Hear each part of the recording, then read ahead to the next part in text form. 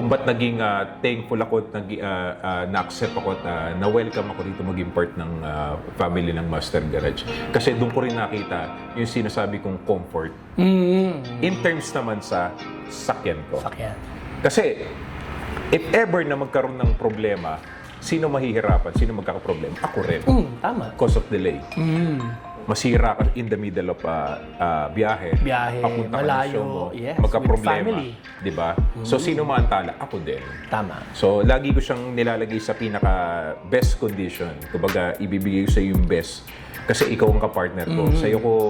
Kumbaga, sa'yo ko sinasaalang-alang yung safety ko at ng family ko. Every time na nasa biyahe kami, nasa ano ko. So, ganun din ang ano ko.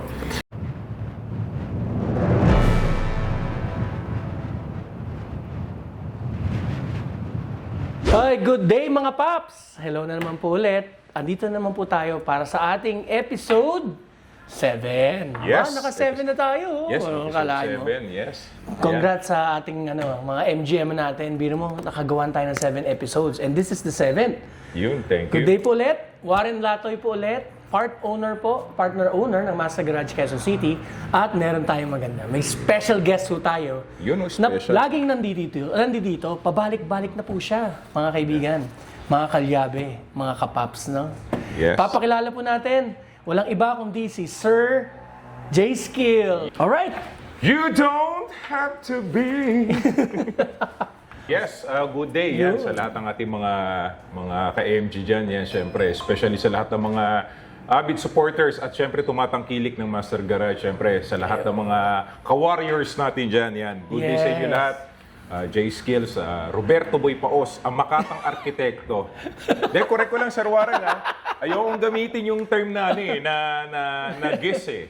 Kasi ako, I consider, since the first time na pumasyal ako rito at na-assist ako at na bigyan ako ng service ng Master Garage, starting that first day na yun, day 1 na yun, kumbaga sabi ko, okay dito. Kumbaga, napaka at home. So, hindi ko kino-consider sarili ko na guest. Kumbaga, parang gusto kong mas ma-appreciate dito na tawagin na part ng family. Yes. Thank you very much. Yan, Thank you very much again. Nako, lagi pa naman yan si J. Skills. Nako. Pag nandito yan, it's either kumakausap yan ng mga warriors natin. Yes.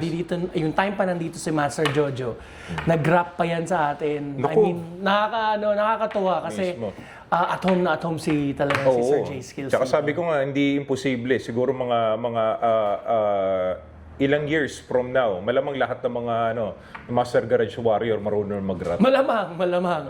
Marami ka na na-influensyahan dito. Yun ang sinasabi Oo, ko. kagaya ng si Rap kanina dumaan. Nag-rap na yon nung Christmas party namin. Sabi niya, nakakatawa. Yes, thank you. Salamat. Oo. Tapos, eto kasing masasabi natin mga paps, no? Para official natin na sit down talagang with Sir J. Skills. Ang dami na niya namin sit down, kaso lagi kami nandoon sa opisina. Oo. Andun kami sa baba. So, ito talaga yung pinaka-appropriate venue. Yes. Ito yung pinaka-officially, kumbaga pinaka-formal. Formal na. Yung maganda eh. Kasi nga naman, dito natin malalaman yung talagang saloobin talaga ng Sir J. Skills, yung kanyang pinagdaanan sa buhay. Yes. Tapos, syempre, paano naman nasama dito sa ating pamilya sa Master Garage, Yes. di ba? Yun naman ang gusto natin malaman. A little bit of history. Yan. Ako. Okay, game tayo dyan. So yes, since nandito po tayo sa Master Garage, and syempre, marami mo naman po mga followers din po ang Master Garage Philippines, Master Garage Quezon City po natin. And syempre, makakasama po ni mga followers po, taga-tagahanga, mga kaibigan ni Sir J. Skills. Yes, Makikita itong episode natin na to. Yes, at the same time, good thing, kumbaga, yung mga supporters natin, yung mga followers natin, kumbaga, every little details regarding sa routine ko, kumbaga, lahat na na-absorb nila. Even pagdating sa automotive concern, sabi ko, i-repair ko na kayo dun sa pinaka-the best. Thank you very much. Doon sa sigurado. Kasi hindi naman ako nagbibigay sa kanila ng konting advice regarding sa hip-hop music kung hindi nila magagamit. Tama. Ngayon, pagdating naman sa concern naman sa engine, hindi ako magre-repair sa inyo nang hindi kayo masasatisfied. Yes. Ganun yun. Kumbaga, vice versa lang eh. Pagpalitin natin situation, ako na may naghahanap, nagpapatulong. Siyempre, ibibigay mo rin yung the best, di ba? Of course. Yun ang pinakamagandang bagay na na-influence natin sa ibang mga ibang artists. Just like nung nagkaroon tayo ng anniversary event, di ba? Oo, Jumpak naalala yun. ko yun. Dami, di ba? Dahil pumuntang artist nun. Yan. At maraming salamat sa lahat ng mga co-artists ko na sumuporta. Yes, oo. Si Smuglass was there. Yes, naalala ko. Maglas, dami.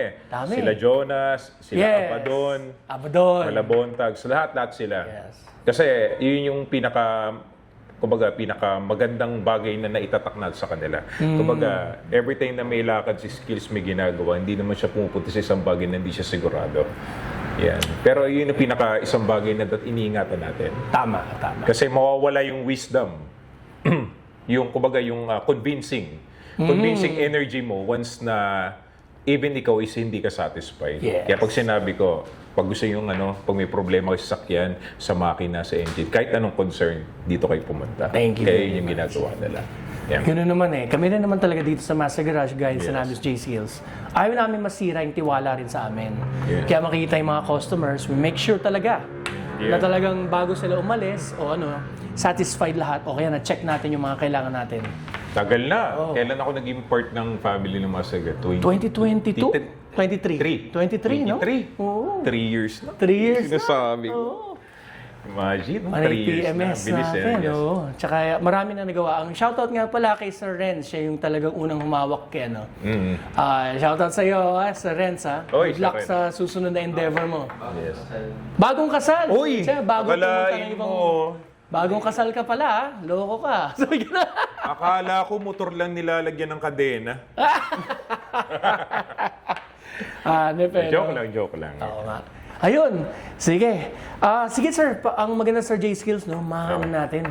Yung siguro yung background para makilala po tayo ng ating mga followers dahil sa Master Garage na syempre, ibang mundo na naman syempre ito. Yes, O alam natin, hindi naman lahat rin ng mga car enthusiasts ay minsan hip-hop enthusiasts din. Di ba? Yes. Maganda makilala ko kayo ng ating mga kasama Hindi. dito. Parang ganun din siya. Kumbaga ma-consider ko na parang ganun din. Hindi naman porket hindi ka mahilig sa isang bagay or paborito mo isang bagay, let me say, NG, nandun ka lang sa comfort zone mo. Tama. So, i-introduce mo rin sarili mo, labas ka rin sa comfort zone mo. Mag-explore. Best way yan. 'Di ba? Siyempre, unang-una, hindi naman masama na magtanong, maging curious ka sa ibang bagay at aralin sila. Yan. Siyempre, nakilala nila ako sa J Skills, rap artist, aside that as isang battle MC dito sa Yun. Pilipinas. Pero mako-consider ko na retired na ba? Hindi naman retired na rap battle MC. Kumbaga nag one step ahead ako. Na hindi naman pwedeng umikot lang yung buhay natin dun sa isang field na yun. Sabi ko nga ganun. So, nag-explore ako ng ibang bagay. Then, bumalik ulit yung focus ko sa music. Yan. Mga music. Yan talaga pinaka-priority ko. Kasi music is timeless. Timeless. So, parang ganun din yan kino-consider ko lahat ng mga bagay na ginagawa ko, even sa social media. Pag may ina-upload ako, gusto ko hindi siya basta ma-post lang or ma-share lang. Gusto ko yun yung the best, na wala akong magiging regret. Yan. Even kumbaga sa pagkakatiwalaan, let me say, parang ganito, pagdating sa sasakyan. Kasi unang-una, sa katulad kong mga rap artists, ang sasakyan, hindi mo siya makonsider na sasakyan lang. Hindi. Siya yung partner mo. Exactly.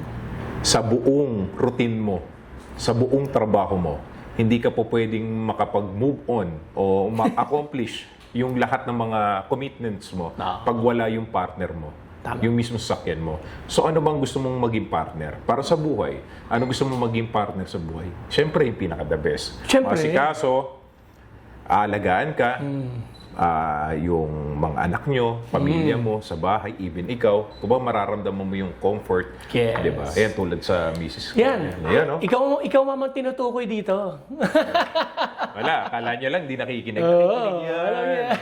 Hindi. Hello, shout So, out kay ganun din ma'am. naman. Pagdating naman sa aming mga artists, dapat ganun din. Kung sino yung lagi mo kasama, dapat i-maintain mo siya na lagi nasa the best condition. Yun yung sinasabi ko. Kaya even kami, kasi kami as a rap artist, hindi naman puhunan namin is gadget lang. Tama. Hindi namin puhunan is bagay. Ang puhunan namin is buong katawan namin. Tawan, talents. Pag may nagkulang dyan, may nagka-diferensya, hindi siya magpa-function ng maayos. Tama. Diba? So, paano mo ma-accomplish o matatapos yung isang bagay na trabaho, let me say may commitment ka, meron kang performance, paano mo siya ma-accomplish na maayos kung hindi nagpa-function na maayos yung buong katawan mo? Hindi ka na sa optimum level. parang Yun. ganyan. So, siguro, yun isa sa mga naging way kung ba't naging thankful ako at na-accept ako at na-welcome ako rito maging part ng family ng Master Garage. Kasi doon ko rin nakita yung sinasabi kong comfort. In terms naman sa sakyan ko. Sakyan. Kasi, if ever na magkaroon ng problema, sino mahihirapan? Sino magkakaproblema? Ako rin. Tama. Cause of delay. Masira ka in the middle of biyahe. Papunta ka ng malayo, show mo, yes, with magka-problema. family. Di ba? So, sino maantala? Ako din. Tama. So, lagi ko siyang nilalagay sa pinaka-best condition. Kumbaga, ibibigay ko sa yung best. Kasi ikaw ang kapartner ko. Kumbaga, sa'yo ko sinasaalang-alang yung safety ko Tama. at ng family ko. Every time na nasa biyahe kami, nasa ano ko. So, ganun din ang ano ko. Kaya, ayun.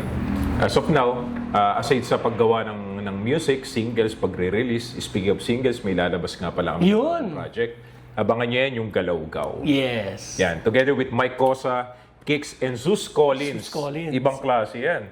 Imagine mo, Jayski sumasayaw, gumaga. Ibang klase yan. Imagine ko yun. Ini-imagine ko, sabi ko, ano yun pa si Jade Skills? Yan ang sinasabi ko, di ba? Huwag kang mag-i-stick sa comfort zone mo. Try mo mag-explore. So bago ko siya in-explore, inaral ko maigi yan. Sabi ko, paano bang step jump? Pwede bang basic lang? Hindi, ganito na. Igalaw-gaw. Igalaw niya. Ba, pwede. Kailangan ko mag-diet ng isang buwan nito. Siyempre, iba naman. Tip-top condition si Sir Zeus Yes. Collins din eh. Galing, Yes, galing pero, na dancer.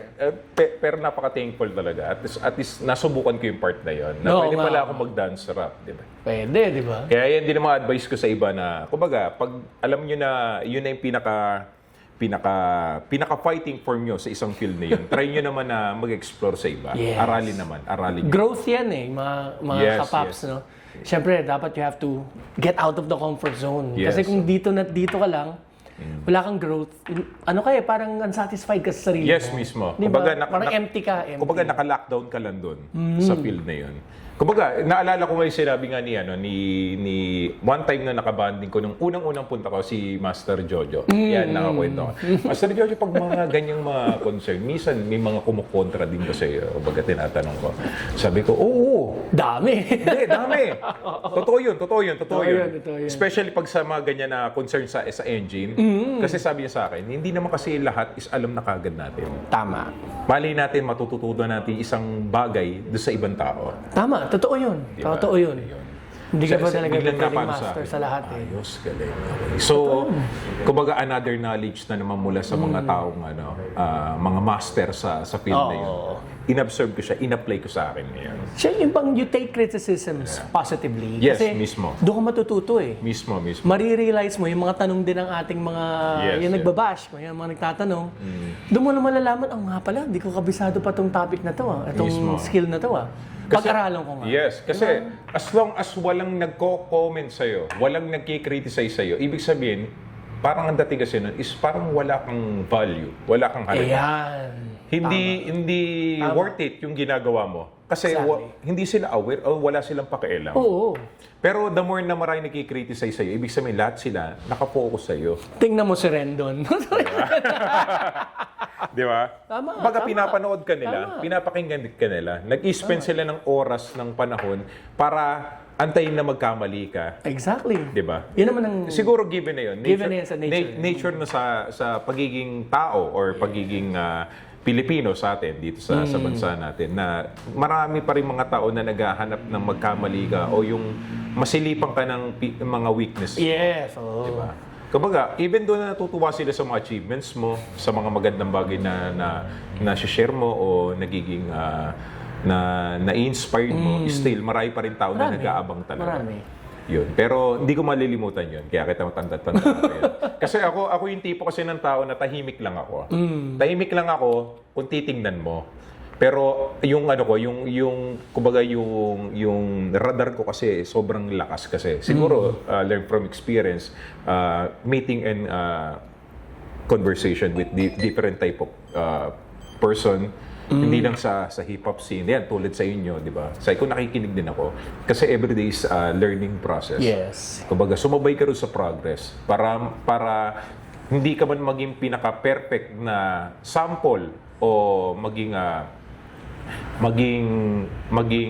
role model ng isang rap artist. At least, ano ka sa stage na, at least, alam ko. Oo, may alam ka. Alam May alam ko. ka. Kasi Tama. nakinig ako. Tama. Eh, di ba sabi ko nga sa kanila, before you expect those people to listen or to believe you, you better be a good listener first. Listener, then you study. Yes, study. Sabi nga, in your own free time, magbasa ka, walang problema dyan. Takes an hour, magbasa ka ng 10 pages. Wala naman mawawala actually. And you gain pa, di ba? Mismo. Kasi at the end of the day, ikaw rin naman ang kumbaga ikaw pa rin ang beneficiary nun eh. 'Di ba? Dahil sa pakikinig mo, yan yung nadagdag na knowledge sa'yo. Marami ka na-avoid na mga mistakes sa mga past experience mo. 'Di ba? Kasi I know, aware naman na lahat ng mga tao sa mga pinagdaanan ko way back. Tama. Sa ilang taon na Kumbaga, yung magandang sa akin yun. Kumbaga, magandang wake-up call na yun. So, this time, pinaramis ko sa sarili ko, hindi lang sa family ko.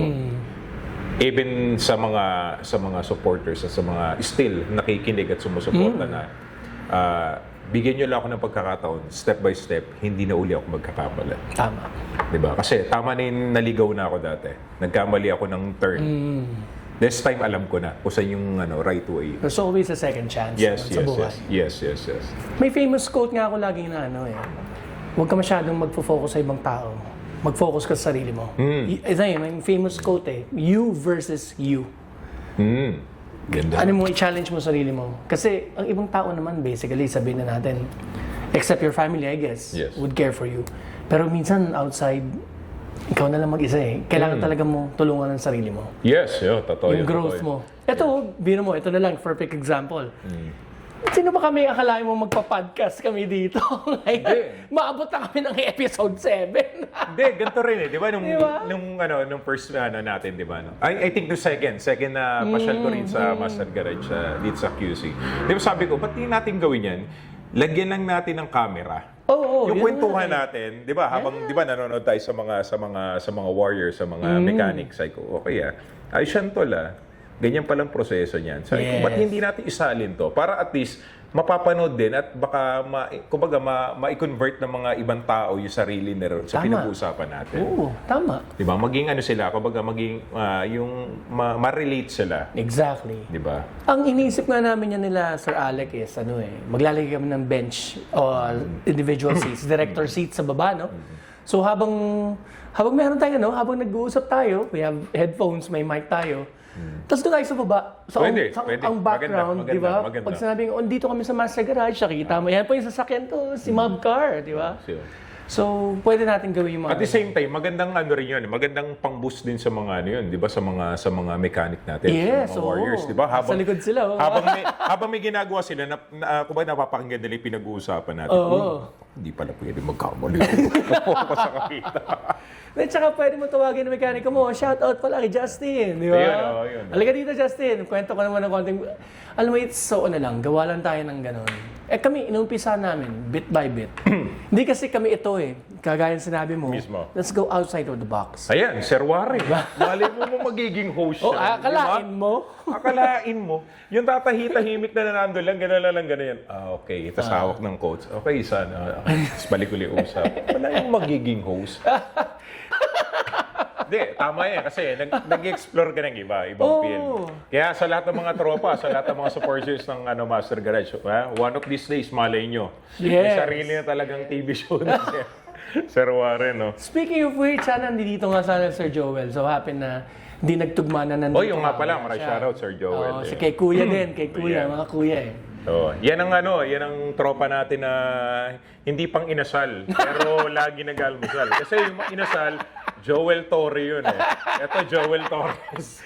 Joel Torre. Inasal, Inasal, yeah. Kala mo, director tong partner ko, no? Director talaga to ng inuman di ba? Yan, shoutout, Sir Joel. Meron kaming balak din kasi gawin nito, ang tawag namin sana, kwentong katituhan. Di ko alam kung catchy, sabi ko. Okay yun. Maganda Kwentong katituhan. Yung yung mga age, for example, namin, kung ano yung pinagagagawa sa buhay, tapos yung mga kikwento namin, mga wag niyong gawin sa buhay, para maging ano siya, parang general talk, pero may konting katatawanan, Oo. konting aral. Kumbaga, tol, naalala mo ba nung grade 4 tayo? Yung nangihiram tayo ng Betamax? Ay, oo, di ba? Naku, ito, ang dami pa naman namin experience ni Sir Joel. So, naisip na namin yun, na it's outside naman sa pagiging owners namin dito, Oo. di ba? Pwede namin isama, pwede rin naman. Kwentong katituhan. Maganda. Kaya yung idea yan, katituhan. Katituhan, di ba? Eventually, pag sit down kami na ito, gagawin namin. Buti hindi nadulas, no? Usapang katitahan. Katitahan. Kwentong Hindi, katituhan. Kwentong katituhan. Maganda. Oh, na-inspire kami yung kila Tiny Montana, yung, di ba sa kanila, kada kwento. Yes. Ang ganda rin ang yung topics sa podcast nila. Yeah. Shoutout nga pala, Tiny Montana. Tiny, Sir Tropa Tiny. natin yan. Lakasan na ng loob to, Sir Tiny, di ba? Yan. So, Nice yan. wala namang mawawala. Sabi nga, tama nga parang, kailan pa gagawin to? Kung kailan naman, mismo. di ba? So, Kasi ano yan kumbaga part yan kumbaga piece by piece, kumbaga naiipon mo siya. Yeah. Kasi mas magandang ganun yung hindi naman sa nag-experiment ka. Kumbaga,